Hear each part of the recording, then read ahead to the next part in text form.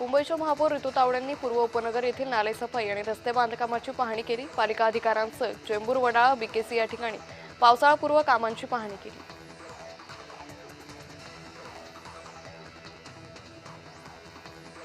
अमरावतीत बच्चू कडूंचं शिवसेना प्रवेशानंतर भव्य स्वागत केलं जाणार आहे। नेहरू मैदान येथून स्वागत रॅली निघणार आहे। ही स्वागत रॅली केवळ प्रहारची नसून ती महायुतीची एकजूट दर्शवणारी असेल।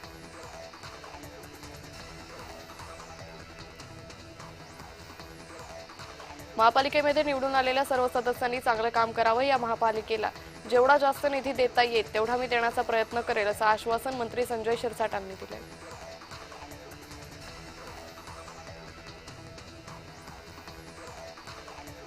छत्रपती संभाजीनगर महानगरपालिकेने अतिशय उत्कृष्ट असा उपक्रम हाती घेतलाय। शहरातील ओला कचरा सुका कचरा संपूर्ण गोळा केला जाणार असल्याची माहिती मंत्री अतुल सावेंनी दिली। स्वच्छ छत्रपती संभाजीनगर झालं पाहिजे असंही ते म्हणाले।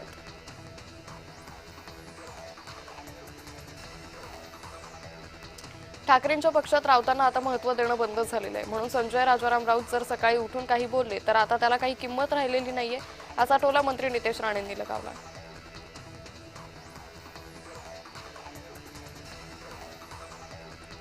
राज ठाकरेंना परप्रांतीयांनी शिवीगाळ केली। कोणालाही शिवीगाळ करणं चुकीचं आहे। प्रत्येक नेत्याला एक मान सन्मान असतो।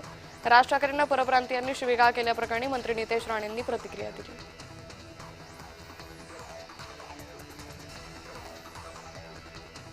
नागपूर विमानतळावर बच्चू कडूंचं जोरदार स्वागत करण्यात आलं। शिवसेनेचा नवा चेहरा शेतकरी आणि दिव्यांगांसाठी लढणारा असेल।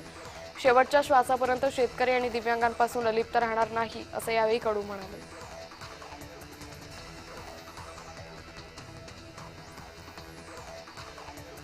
एसटी बँकेच्या संचालकांनी मनसे नेते अविनाश जाधव यांची भेट घेतली। एसटी बँकेत गुणरत्न सदावर्तेंनी केलेल्या भ्रष्टाचाराचा पाढा संचालकांनी अविनाश जाधव यांच्यासमोर मांडला।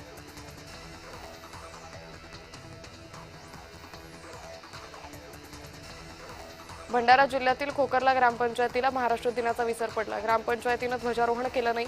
सचिव सरपंच यांच्यावर कारवाई करण्याचे आदेश गृहराज्यमंत्री योगेश कदमांनी दिले।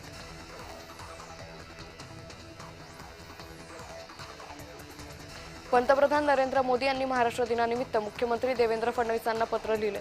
नरेंद्र मोदी यांनी पत्रातून सर्वांना शुभेच्छा दिल्या। आपलं सरकार राज्याच्या आर्थिक विकासाला बळकटी देण्यासाठी कोणतीही कसर सोडत नाही याचा मला आनंद आहे असं मोदींनी पत्रात म्हटलं।